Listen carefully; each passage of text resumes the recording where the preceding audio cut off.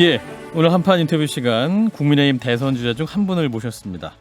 무너져가는 대한민국을 지켜볼 수 없었다라고 하시면서 대통령 출마를 선언한 분이시죠. 판사 그리고 감사원장을 지내셨고 MBTI 조사 결과 자유로운 영혼의 연예인이다 이런 또 진단을 받으셨습니다. 자, 국민의힘 대선 주자 최재형 예비후보 모셨습니다. 어서 오십시오. 네, 안녕하십니까. 예, 안녕하세요. 우리 네. 진중권 작가와 김성희 소장과 인사 나누셨고요. 네, 안녕하세요. 안녕하세요. 예. 예, 반갑습니다. 제가 아이스 브레이킹 토크로 들어오시는데 사실 고등학교 동문 선배거든요. 예, 아, 저도 이제 꼰대가 경기. 돼가는데 예, 그래서 이제 경기 87입니다 이렇게 말씀드렸더니 프로필에서 보고 들어오셨다고 하시는데 사실 저는 이제 거기에 대해서 특히 뺑뺑이 전에 경기 선배들에 대해서 불만이 되게 많아요. 그래서 사실 좋게 할 생각은 없고 일단 말씀은 드렸습니다. 예. 저는 뺑뺑이 후에 후배들에 대해서도 굉장히 호감을 가지고 있는데 저희도 마찬가지인데 하여튼 학교 들어갔더니 선생님들 중에서 야 이 평준하더라 야 이 평준하더라고 우리 하도 무시해가지고 그랬군요. 그래요. 아무튼 오늘 이슈는 그게 아니고 우리 최재형 예비부님에 대해서 우리가 또 청취자들과 함께 알기 위해서 모셨습니다. 자, 국민의힘에 입당하신 지 2달이 되셨습니다. 네, 뭐 거의 2달이 다 돼갑니다. 예, 정치인 최재형으로 변신하셨는데 어떠신가요? 예, 정치인으로서의 삶. 우선 뭐 제가 지금까지 그 살아왔던 삶하고는 많이 다르죠. 그러시죠. 우선 속도가 달라요. 속도가 다르고 제가 지금까지 살아온 삶은 그러니까 제 업무 관련해서 과거에 있던 일들을 자세히 살펴보면서 이제 거기서 정답을 찾는 거고 시간에 이렇게 쫓기는 게 아니었습니다. 예. 근데 이 정치인은 보니까 미래를 향해서 답을 만들어가는 그러한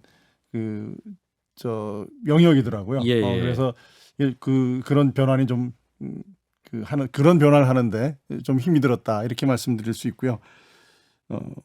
또 이제 정치를 하면서 정치권에 들어오면서 보니까 보통 체력을 요구하는 게 아니더라고요. 일정이 많으시군요. 그럼요. 예.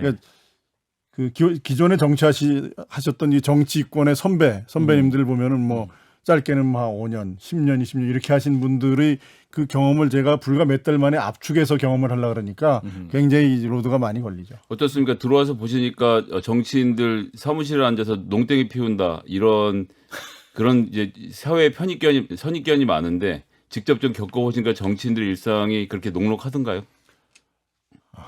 보통 그 바쁜 일상이 아니실 것 같아요. 제가 지난달에 대구 경북 지역에 방문을 했었는데요. 예. 차 안에서 뭐 도시락 까먹고 그다음에 그 안에서 옷도 갈아입고 그러면서 막 지내는 거 보니까 야 이거 그다음에 제가 명불허전 초선 의원들 모임에 나갔을 때 제가 그랬습니다. 야 여러분들 정말 존경스럽습니다.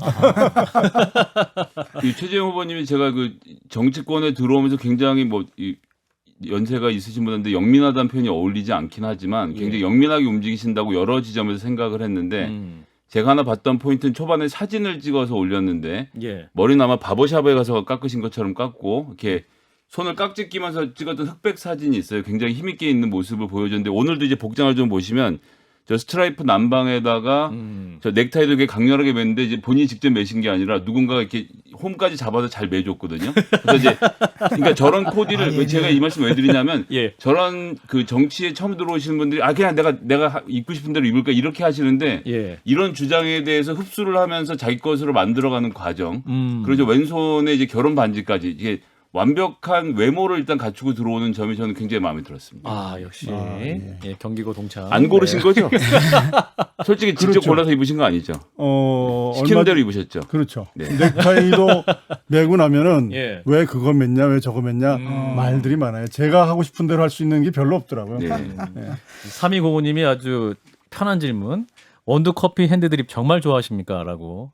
진짜 좋아하십니까? 질문 솔직하게 주셨습니다. 말씀해 주세요. 제가 알고 있습니다. 원두커피 핸드드립. 제가 한 10년 더 됐죠. 원두커피 내려 마신 지가. 근데 불행히도 제가 정치권에 들어온 이후에 여유 있게 커피를 내려 먹은 기억이 별로 없습니다.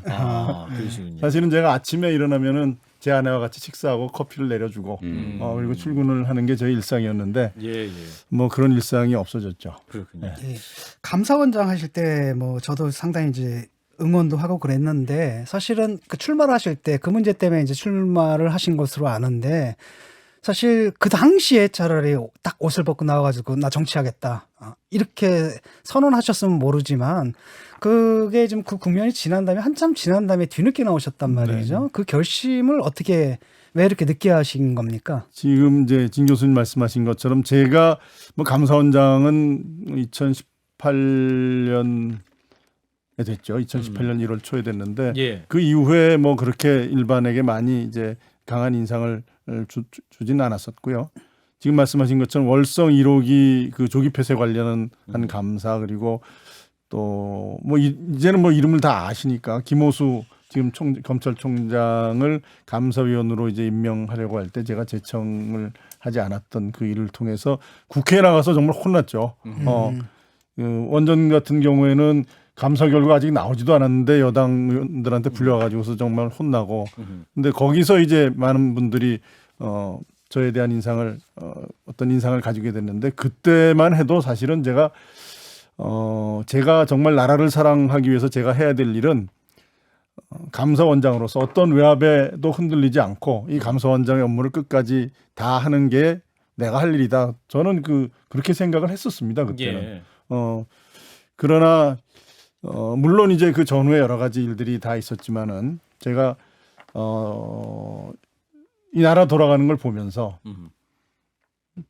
뭐 보는 입장에 따라서 의견이 다르시겠지만 이념에 치우친 통제받지 않는 권력을 통해서 이제 우리나라의 법치가 무너지는 현장을 뭐 제가 그렇게 목도하고 그 다음에 이제 굴종적인 대중 대북 외교, 그 다음에 한미 관계의 한미 동맹의 약화 이런 것들을 통해서 이제 국민들이 안보의 위험을 느끼고 또 여러 가지 실패한 정책들 로 국민들이 고통을 받는데도 뭐 내로남불, 위선, 무능 이런 그 정부의 어떤 행태로 국민들이 정말 이 나라가 그대로 가다가는 정말 우리나라가 위태로워지겠다는 그러한 생각을 했고 제가 저라도 나서서 이 나라를 좀 바로 세워야 되겠다라는 생각을 한 것이 이제 제가 감사원장을 그만둘 그 무렵에 저희 고민이었습니다. 그렇군요. 어머님 지난 5월에 한미 정상회담 하는 거 보셨을 텐데 네네. 그렇게 해도 아직은 한미 관계가 무너지고 있다 이렇게 보십니까? 그 내용을 보면은 사실은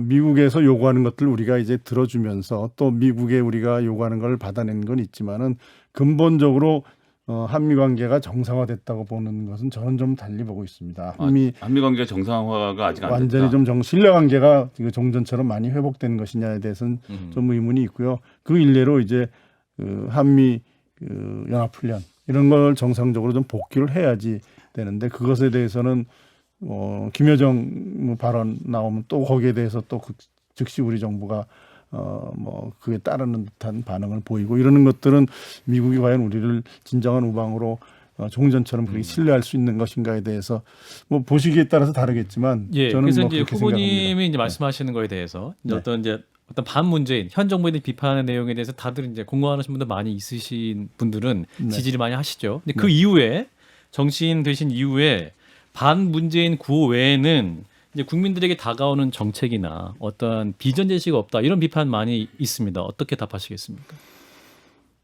제가 뭐 반문재인 구호 외에 뭐 비전 제시가 없다라는 말씀에 대해서는 좀 동의하기 어렵습니다. 제가 뭐 여러 가지 정책도 제시를 했고 예. 그다음에 이 나라를 과연 어떻게 끌고 나갈 것인가에 대해서 뭐 출마 선언문이나 이런 데 대해서 이런 걸 통해서 제가 말씀드린 바 있어서 예. 그리고 아직도 다 끝나지는 않았습니다. 이제 경선 과정을 통해서 제가 이 나라를 어떻게 이끌어갈 것인가에 대한 모습을 국민들에게 보여드릴 수 있다. 저는 그렇게 생각합니다. 후보님께서 보시기에 지금 우리나라의 가장 큰 문제점은 무엇이고 그다음에 다음에 이제 대통령이 되시면은 이 문제부터 내가 해결하겠다라고 하시는 게 있나요? 지금 우리나라의 가장 큰 문제는 너무나 분열이 돼 있다는 게 네. 우리나라에 대한 가장 큰 문제라고 저는 진단합니다. 뭐 보수 진보도 말할 것 없고 경제적인 그 부와 가진 그 여유 있는 분하고 또 그렇지 못한 분의 양극화 문제. 양극화도 문제가 있고 세대 간의 갈등도 심합니다. 뭐 지역 간의 갈등 이런 것들이 이제는 점점 더 이제 이 벌어져서 정말 네. 우리 사회가 이렇게 가다가 이게 과연 정상적인 사회가 될 수 있을까 하는 우려가 있어서요. 저는 이제 정치인들이 풀어내야 될 가장 큰 그 과제 중에 하나는 서로 공존하는 그러한 그러니까 서로 공존하는 그러한 사회. 뭐 그 과정에는 여러 가지 변화와 개혁이 필요하겠죠. 공존하는 사회가 돼서 앞으로 이 나라가 미래를 향해서 뭐 선진화 또는 번영 이런 미래를 향해서 나갈 수 있는 토대를 마련하는 것이 정치인들이 가장 먼저 해야 될 과제가 아닌가 이런 생각을 합니다. 제가 이제 그 말씀 들으면서 조금 우려스러운 것은 이제 문재인 대통령 남은 임기 동안 민주당 당적 갖지 말고 이제 그 탈당을 해서 국민 전체 지도자를 해라. 네. 그리고 조금 전에 말씀하시면서도 이념에 치우친 통제받지 않는 권력에 대한 이야기도 하셨고 지금 말씀까지 다 더하면 그러니까 제가 생각하는 정상적인 나라는 이념이 다른 정당들끼리의 협의, 타협, 싸움 이런 것을 통해서 나라가 운영되는 건데 지금 이제 최 후보님의 말씀은 모든 사람들이 무채색으로 돌아갔으면 좋겠다. 뭔가 좀 가운데에 정치적인 이념을 빼고 모였으면 좋겠다는 말씀으로 들리기도 해서 이념을 갖고 있는 게 나쁜 건가요? 아, 그렇지 않죠. 그러나 서로 설득하면서 또 설득도 당하고 하는 그러한 좀 성숙된 모습을 보여야 그게 이제 국민들이 그래도 좀 안심하고 살 수 있는 그런 정치 풍토가 되는데 네. 뭐 제가 보기에는 그렇습니다. 뭐 여러 가지 이유가 있겠지만 좀 이렇게 설득하고 타협하는 모습이 좀 부족한 것이 국민들로 하여금 좀 정치에 대한 불안감을 가질 수 있는 그런 요소로 작용하지 않나. 후보님이 대통령이 되신다면 네. 그럼 이제 문재인 대통령의 요구했던 것처럼 국민의힘을 탈당해서 대통령직을 유지를 하실 겁니까? 지금 제가 그때 말씀드린 맥락을 말씀드리면 이제 선거가 얼마 남지 않았습니다. 중요한 선거가 얼마 남지 않았고 지금 쌓인 국정 과제가 너무나 많습니다. 코로나 사태 이거 해결하는 것도 많은 국민들이 고통을 받고 있고요. 그래서 제가 대통령께서 우선 선거의 어떤 중립성, 공정성은 우리 대의민주주의의 가장 그 핵심적인 거 아니겠습니까? 네. 그래서 대통령께서 산적한 국정 과제도 많은데 그런 국정에 전념하시고 또 선거에 관해서 공정하게 선거 관리한다는 어떤 그 사인을 주신다는 의미에서 당적을 탈당하시고 뭐 그때 이제 뭐 법무장관이나 또 행안부 장관 이런 분들도 국민 그 새로운 분으로 임명하시면은 국민의 선거에 대한 선거에 대한 어떤 신뢰 이런 걸 줄 수 있지 않겠느냐 그런 취지에서 말씀을 드렸습니다. 현안으로 돌아와서요. 네. 그 최근 뭐 윤석열 검찰의 여권 인사 고발 사주 의혹이 이제 연일 그 지면을 장식하고 있는데 이해찬 대표가 어젠가요? 그 인터뷰에서 그런 말을 했습니다. 그 당시에 검찰 공작이 3가지가 있었는데 그 중에 2가지는 검찰 발이고 하나가 감사원 발이라고 하셨거든요. 네네네. 그때 어떤 공작을 준비하셨습니까? 저도 지금 어이가 없습니다. 뭐 어떤 공작을 했다고 말씀을 하셔야지. 예. 그냥 뭐 그런 말을 들었다. 그리고 나서 이제 와서 보니 그게 뭐 상당히 신빙성이 있다. 이건 저는 이제 뭐 정치를 많이 안 해서 잘 모르겠는데, 야 정치를 이런 식으로 하셔야 되나. 저 이해찬 전 대표 정말 우리 정계의 원로 되시는 분 아닙니까? 예. 뭐 설사 그러니까 무슨 일이 있으면은 야 이러이러한 게 있어서 그거는 그 감사원에서 정치적인 어떤 공작을 한 거라고 볼 수밖에 없지 않냐 이렇게 구체적으로 말씀하시면 뭐 제가 거기에 대해서 뭐 무슨 말씀을 하시든지 저 나름대로의 뭐 말씀을 드릴 게 있는데 좀 드릴 말씀이 없습니다. 그래서 무슨 말씀하시는지 모르겠다 이렇게 또 반응을 아시겠어요? 네, KBS에서 이렇게 말씀 주셨는데 근데 캠프에서 이제 네. 문제 삼거나 뭐 공식적으로 대응하실 계획도 없으시고요. 거기에 대해서. 대응할 수 있는 상황이 아니에요. 뭐 말씀을 하셔야지.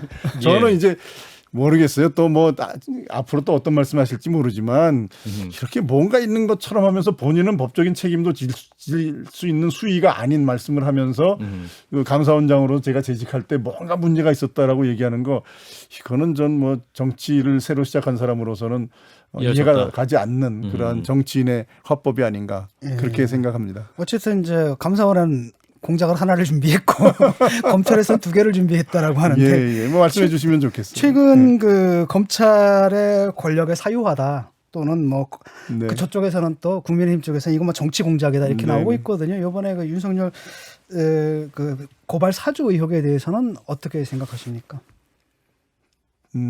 제가 이제 오랫동안 판사 생활을 했잖아요. 그렇죠. 판사 생활을 한 입장에서 보면은 이런 일이 있을 때 무슨 일이 없다라는 걸 입증하는 거는 그거는 악마의 입증이라 그러죠. 예. 없다라는 걸 입증하는 건 사실 불가능하잖아요. 그러면은 있다라고 하는 쪽에서 그걸 입증해야 됩니다. 입증해야 되는데 뭐 오늘 이제 제가 여기 오기 바로 얼마 전에 이제 윤석열 후보가 이제 본인의 기자회견했습니다. 기자회견하면서 강력하게 부인을 하셨어요. 그러니까 없는 사실을 윤석열 후보 쪽에서 뭐 없다는 걸 입증할 방법은 없어요. 그렇다면은 그걸 주장하는 쪽에서 이러이러해서 이런 증거들이 있다라는 것을 구체적으로 제시해 주면은 거기에 대해서 또 공방이 진행될 수 있는데 지금 언론 보도에서 이제 많은 어떤 고발장이라든지 예, 그런 예. 것들이 좀 나오고 있는데 그거로는 좀 충분하지 않다 이렇게 판단하시는 겁니까? 지금 이제 그 존재 자체가 어떻게 어떤 경위로 전달이 돼서 누가 작성했는지가 지금 분명하지 않다. 밝혀지지 않았잖아요. 그러면 주장하는 쪽에서 어떤 제보에서 그게 그런 일이 이루어졌다는 걸 입증하는 게 이제 법률가로서의 이제 소견입니다. 자, 그럼 이제 법률가로서 똑같은 일이 하나 벌어지는 게 그 정치자금법이잖아요. 받은 사람이 안 받았다는 걸 입증하지 않으면 유죄가 되는 범죄 중 하나지 않습니까?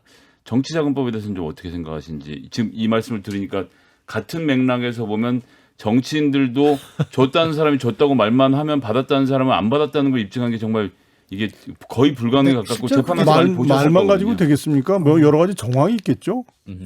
내가 예를 들어서 지금 김 대변인한테 제가 얼마를 드렸다 말만 하고 안 받았다 그러면 어떻게 입증합니까? 줬다는 사람이 입증해야죠. 예. 현안 얘기는 여기까지 하는데 우리 최 후보님 정책 얘기 좀 해보겠습니다. 아까 네. 이제 반문재인 외에 없는 거 아니냐 이런 비판에 대해서 좀 인정할 수 없다 말씀하셨는데 이를테면 이제 각 대선 주자별로 딱 이름을 부르면 그분들에게 떠오르는 이미지가 있습니다. 이재명 후보 같은 경우는 뭐 기본소득이라든지 이낙연 후보는 신복지 이런 얘기가 있죠. 그럼 최재형 후보 같은 경우는 그러면 국민들에게 어떤 게 첫 번째 생각나게 하고 싶으십니까? 뭐 공약이라는 게 뭐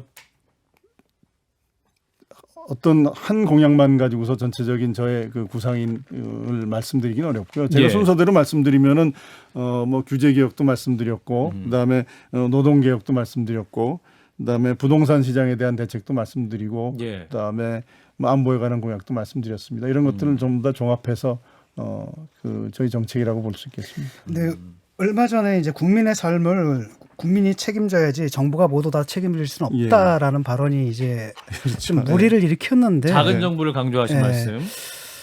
이게 지금 코로나 시국이거든요. 모든 나라가 이제 재정을 확대를 해야 할 상황인데 여기서 작은 정부론을 들고 나오시면서 그런 말씀을 하시니까 이게 듣는 사람들에게는 이거 뭐 정부가 아무 책임도 안 지겠다는 얘기냐 이렇게 들리거든요. 좀. 예. 제가 이제 그 말씀을 드리고 나서 이게 언론의 보도라는 게 이럴 수 있구나. 어느 한 면만 보도하고 나면 이제 다른 얘기를 보도 안 하면 제가 지금 말씀하신 것처럼 국민의 삶을 정부가 책임지는 건 그건 아니다라고 하고 제가 뒤에 분명히 말씀드렸거든요. 사회적 약자들에 대해서는 정말 그들이 인간의 존엄을 지키면서 어느 하나도 낙오하지 않고 우리가 사회 보장을 통해서 그 사람들이 인간으로서의 존엄을 지킬 수 있게 해줘야 된다는 말씀을 드렸는데 앞에 이제 국민의 삶을 정부가 책임질 수 있느냐라는 부분만 가지고서 말씀하시면 그렇게 생각하실 수 있죠. 저 균형 있게 말씀을 드렸던 거고요. 제가 말씀드린 거는 국민의 삶을 정부가 모두 책임진다. 저는 자기 스스로 살 수 있는 사람들은 오히려 국민의 삶에 정부가 개입하는 것이 그 사람들의 자유와 창의를 제약할 수 있다. 그런 생각을 가지고 있습니다. 그래서 그런 분들은 정말 자유롭게 기업도 마찬가지죠. 자유롭게 자기들이 자유와 창의를 바탕으로 자기 삶을 만들어갈 수 있게 해주고 오히려 그런 삶을 만들 수 있는 바탕만 마련해주면 되죠. 국가가 간섭하지 않고. 예. 그다음에 어려운 분들은 그건 당연한 국가의 책임이죠. 보수의 원칙도 저는 그렇다고 생각합니다. 근데 전반적으로 솔직히 말하면 우리 OECD 국가 중에서 우리 한국이 복지의 측면에서 사실 낙후되어 있는 게 사실 아닙니까? 근데 이 복지를 어떻게 강화할 것인지 또는 복지를 지금 저복지 상태에서 중복지를 끌어올리는데 국가 역할이 굉장히 중요한데 그런 부분엔 동의하시는지 이런 게 궁금합니다. 그 부분은 뭐 제가 전적으로 동의합니다. 그건 뭐 그 보수가 주장하는 것이 자기의 자유를 주장하는 만큼 남의 자유를 존중해주고 예. 그거는 그 인간의 존엄과 가치를 지킬 수 있도록 해주는 게 보수의 가치거든요. 그렇다면은 당연히 그 부족한 부분들은 더 잘해야 된다고 생각합니다. 자, 요즘 이제 관심 있는 것 중에 하나 부동산 공약이라서 부동산 공약을 좀 여쭤보고 싶은데요. 양도세, 취득세를 완화하자. 이건 이제 거래를 활발하게 만들자는 말씀을 이해를 했고 종합부동산세하고 재산세를 일원화하자는 건 이제 종부세를 없애고 재산세로 바꾸자고 하는 건데 그럼 재산세는 올리는 겁니까? 현행 유지입니까? 합친다면은 뭐 상향 조정할 수 있겠죠. 상향 조정하는 예, 쪽으로 뭐 가시겠다라는. 그 얼마로 할 수 있는 것에 대해서는 좀 더 논의가 필요하겠지만 네. 아마 추미애 후보도 그런 말씀하셨던 것 같은데. 뭐 민주당의 많은 후보들은 지금 그렇죠. 토지세를 올리는 쪽으로 얘기를 하고 있는데 예. 그런 흐름에는 같이 가야 된다는 말씀을 일단 일어나 한다면은 종부세는 그건 너무 높아요. 어쨌든 합쳐서 이 예, 그러면 전반적으로 상향하는 쪽으로 고민하고 계시다는 정도는 그렇죠. 저희가 이해를 하고 예. 여기서 포함해서 하나만 여쭤보면 그러니까 부동산 가격이 지금 오르는 것은 사실은 시중에 돈이 많이 도는데 돈이 갈 데가 없으니까 돈 벌 데가 부동산이라고 생각해서 거기에 쏠리는 것도 있지 않습니까? 주식시장도 그렇습니다. 마찬가지고. 유동성이 이제, 너무 예, 뭐 많이 국가 풀렸다는 경영자 것도. 최재형의 입장에서는 이 그러니까 부동산에 쏠리는 돈을 다른 데로 돌리면 될 것 같은데 이제 미래 산업이라든지 이런 분야로 돈이 가게 하겠다라는 이런 비전이 있으십니까? 그것은 제가 규제 개혁을 말씀드리거나 노동시장의 개혁을 말씀드린 거와 또 일맥상통합니다. 예. 기업의 어떤 그 자유로운 활동을 보장하고 투자를 활성화하기 위해서는 규제 개혁 반드시 필요하고요. 또 노동시장의 뭐 유연성 또 안정성을 같이 추구하는 그런 노력이 필요합니다. 그래서 제가 말씀드린 뭐 규제 개혁, 노동시장의 뭐 유연 안정성 이런 걸 보장하는 것들 이런 것들이 모두 지금 말씀하신 것처럼 기업이 더 많이 투자를 해서 경제의 전체적인 파이가 커질 수 있도록 하는 그런 그 정책과 연관된다고 보시면 되겠습니다. 그 규제 완화를 말씀하시는데 제가 좀 궁금한 게 있거든요. 도대체 그 기업의 투자와 활동을 제약하는 그 규제라는 게 도대체 구체적으로 어떤 것들인가, 어떤 것을 완화하겠다라는 건가, 그게 좀 궁금합니다. 예. 그 뭐 여러 가지가 많습니다.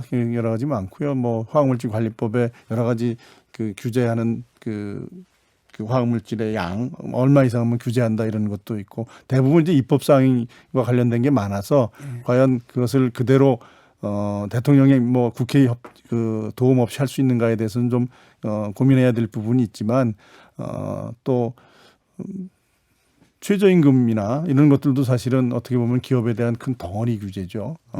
그래서 저는 뭐 최저임금도 가급적이면은 좀 다양하게 적용하는 것이 기업 활동을 도울 수 있는 방법이다. 다양하게라고 하시면 뭐 업종별 지역에 따라, 또는 업종에 따라 다르게 지역별 뭐 일본식으로. 이런 것들을 조금 달리 하는 것도 어떤 획일적으로 적용을 해서 뭐 지난번에 뭐 신문 보도 나오고 제가 페이스북에 올린 것 때문에 좀 논란도 있었습니다만은 도저히 줄 수 없는 형편 네, 그러한 부분도 있거든요. 그걸 꼭 뭐 어떤 분들은 야 최저임금도 못 주는 기업은 못하러 그 기업을 운영하냐, 뭐 퇴출시켜야 되는 거 아니야 이런데 그 뭐 실제 경영하시는 분들한테는 좀 그러니까 최저임금의 그 기본 않는 정신 거죠. 자체가 어떤 이제 최저임금을 만든 기본 정신 자체가 어떤 이제 노동자들의 삶을 최소한을 보장하기 위해서 그렇죠. 이제 네.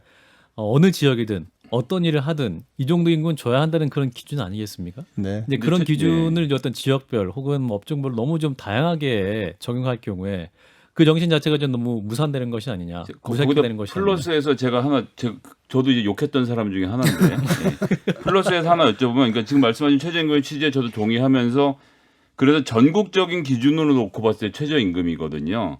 그러니까 후보님이 말씀하신 대로 하려면 업종별로 더 주는 데가 생겨야 되고 그러니까 지방을 포함해서 기준을 최저임금을 삼았기 때문에 후보님이 말씀하신 대로면 서울 지역에 최저임금을 더 줘야 되는 상황이 오는 거예요. 이런 상황까지 감안해서 말씀하시는 건가요? 그러니까 지금 듣는 사람들 어설프게 들으면 이게 최저임금을 깎을 수 있다라고 생각을 하는데 지금 그런 생각이신 건지 아니면 지금 뭐 저 박정 아나운서도 그렇습니다만 이게 말 그대로 최저선이기 때문에 지역에 따라서 더 올려줄 수 있다고 생각하시는 건지 이건 좀 많이 다른 것 같은데 저는 뭐 유연하게 생각하고 있습니다. 예. 그러니까 올릴 수도 있고 내릴 수도 있다. 자율적으로 이제 협의를 해서 지역이나 업종별로 자율적으로 협의를 하면은 지금보다는 획일적으로 하는 것보다는 훨씬 더 그 각 기업이나 지역의 형편에 맞게 적용할 수 있다. 왜 이게 최저임금제가 문제가 되는 거는 가장 처음 문제는 너무 급격히 올린 거하고 이게 법적인 제재가 간다는. 근데 굉장히 그 합의 과정이 어려울 것 같습니다. 매 네. 이제 해에 보면 경영자 대표와 노동자 대표랑 같이 모여서 경제사회노동위원회가 모여가지고 이제 최저임금 기준을 정하는데 항상 파행해서 이제 나중에 정부가 결정하게 되는 그런 과정인데 그러니까 그런 고민해봐요. 것들을 너무 다양한 것을 이렇게 풀어놓게 되면 그냥 그런 자율화되면 것들을 예컨대 물가 상승률과 노동 생산성 뭐 이런 것과 연동해 가지고 자동적으로 그 인상률을 자동적으로 거기에 연동을 시켜놓으면 이렇게 싸울 필요가 없잖아요. 근데 지금까지는 우리나라의 최저임금이 너무나도 낮아서 급격하게 올리는 과정에서 생겼던 부작용이 좀 일부 있는 건데 전 그 후보님께서 말씀하신 자율적이라는 단어는 좀 위험하다는 생각이 들어요. 그러니까 이제 판사 생활하시고 오랜 기간 동안 이 우리 사회 주류 사회에 계셨던 분에게는 자율적 협상이라는 게 가능하겠지만 우리나라 어떤 노동자가 사용자랑 자율적인 협상을 하겠습니까? 그게 불가능한 구조에서 자율적으로 하면 된다는 말씀 자체는 조금 더 생각을 해보셔야 되지 않을까. 그게 뭐 개별 업소별로 자율적으로 하라는 뜻은 아닙니다. 어떤 업종별로 큰 덩어리로 하는 것이죠. 산별노조나 업종 대표 노조와 그렇죠. 같이. 근데 우리나라에 기업이면은 산별노조가 있지를 않은 현실을 고려하면 그 제가 노동개혁할 때 그 이 산별노조로 해야 된다는 것도 말씀을 드렸는데 어쨌든 그 개별 사업장별로 하라는 건 지금 그건 아니고요. 아니, 물론 그렇겠죠. 그래서 이제 후보님께서 노동시장의 경우에 안정성과 유연성을 증가시키겠다 이런 말씀을 하셨습니다. 근데 안정성이 있으려면 정규직이 많아야 되는데 정규직이 많으면 유연하게 노동시장이 안 되잖아요. 그래서 이게 안정성과 유연성의 두 가지가 어떻게 공존할 수 있을지 그 설명 좀 부탁드리겠습니다. 요즘 노동시장에서 주로 많이 쓰는 게 그 유연 안정성이라는 용어를 많이 쓰고 있습니다. 노동시장의 유연성을 우리가 강조하다 보면은 고용이 좀 불안정하게 되는 게 아니냐 이렇게 말씀을 하시는데 한 업체만 보면 그렇죠. 그러나 전체적인 시장을 보면은 여기서 우리 좀 유연하게 해고가 되더라도 다른 업종에서 또 그 유연하게 이제 우리가 노동시장의 유연성을 우리가 시행을 하다 보면 그 무거운 그 고용 부담을 가지고 계속 우리 기업이 그냥 무거운 짐을 가지고 가는 것보다는 일시적으로 덜어주면 또 기업이 살아날 수 있거든요. 그런 것들이 선순환되는 이게 전체적인 시장으로 봤을 때 그것이 선순환되는 구조를 만들면은 오히려 그 해고 기간도 단축될 수 있다. 그거는 뭐 그런 점에서 유연성과 안정성을 우리가 같이 추구할 수 있는 거 아니냐 이런 입장에서 말씀을 드렸던 겁니다. 이게 결국은 이제 해고도 쉽게 고용도 쉽게라고 하는데 국민들은 앞에 건 쉬운 게 분명한데 뒤에 건 안 쉬울 것 같다. 기업이 뭐 돈 벌 그러니까 기업이 이제 뭐 일거리가 많이 생겨도 노동 시장이 너무 경직돼 있으면은 야 이거 어려울 때 해고를 못 하니까 그 고용을 잘 못 합니다. 근데 해고가 좀 유연하게 되면은 일자리 늘렸다가 또 어려울 때는 좀 줄일 수도 있고 그런 분들이 다음 직장을 얻을 때까지 국가가 해야 될 일은 뭐 교육한다든지 고용보험으로 그 기간을 커버해 준다든지 알겠습니다. 그렇게 할 수 있죠. 후보님 일정이 바쁘시다고 해서 이제 거의 질문을 몇 개 못 드릴 것 같은데요. 이제 지지율이 좀 정체돼 있고 오히려 이제 홍준표 후보가 약진한 이런 상황입니다. 그래서 이제 캠프에 문의를 했더니 김영우 전 의원이 이런 말씀하시더군요. 최재형의 날 것을 보여줄 때 지지율이 오를 것이다 이렇게 진단하시는데 최재형의 정치, 최재형의 날 것은 뭡니까? 제가 이제 정치권에 들어온 이후에 정치 경험이 없다 보니까 주변에 있는 뭐 저를 지지하고 도우려는 분들이지만 그런 분들의 여러 가지 요구에 따라서 제가 이 행보를 하다 보니까 저 사람이 지금 원래 저랬던 사람인데 왜 저러지 하는 얘기들을 많이 들었습니다. 그래서 제가 원래 가지고 있던 저의 그 캐릭터 어떤 압력이 있더라도 정말 꿋꿋하게 나의 길을 간다. 그리고 원칙을 지킨다. 이런 그리고 또 보수의 가치를 지키는 그러한 저의 행보를 저 나름대로 이제는 좀 정신 차리고 좀 간다면 국민들이 저에 대해서 가장 기억하는 거는 사실 국회에서 저의 그 어떤 여러 가지 압력에도 굽히지 않고 뭐 사실은 어떻게 보면 대통령이 가장 중요한 공약 사항과 임명권에 관한 문제였거든요. 그런 것들에 대해서도 소신을 굽히지 않았던 저의 모습을 기억하는 분들에게 그런 모습을 다시 보여줄 수 있을 것이다. 아마 그게 김영우 그 의원이 말하는 날 것 아닌가 싶습니다. 짧은 답변 하나만 더. 끝까지 완주하시는 거죠? 완주해야죠. 뭐 중도 사퇴설도 있었는데 제가 감사원장 중도 사퇴했다고 중도 사퇴 전문가인지 아시는데 감사원장은 중도 사퇴했지만 후보 중도 사퇴는 없다. 그럼요. 그러면 그 다른 캠프에서 막 그런 거 흘리고 그러는 거 아닙니까? 이게 제가 정치 처음에 와서 정치판이라 그랬다가 그런 말 쓰면 안 된다 그러는데